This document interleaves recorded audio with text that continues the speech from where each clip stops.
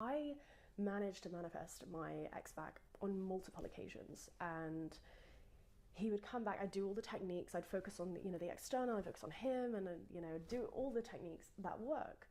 But what the techniques don't do is sustain the connection. So every time he'd come back, the relationship would crumble, and he'd come back again, and it would crumble again. Why? Because I hadn't done the work. I hadn't addressed the elephant in the room, which is, why were we in that situation in the first place? Why was he an ex in the first place?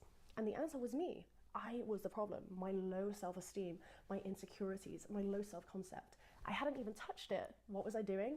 Focusing on the circumstance, focusing on the outcome, the shiny prize, which was him coming back. Oh, yes, he's back. Don't have to do anything, right? No.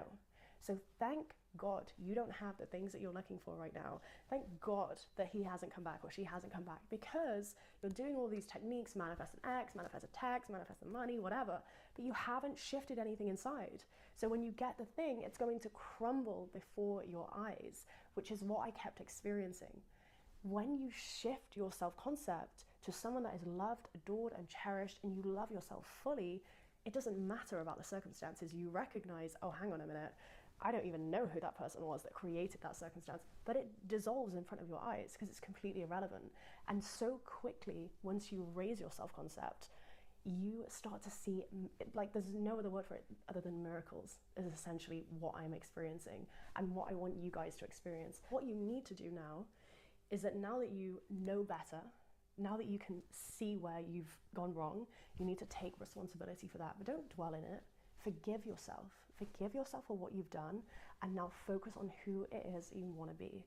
And this is how we completely remove the circumstances. It doesn't matter who he's with, what he's doing. It doesn't matter where they are. It doesn't matter when the money's going to come or how the money's going to come. You have a high self-concept, so you know that it's coming because you are the operant power.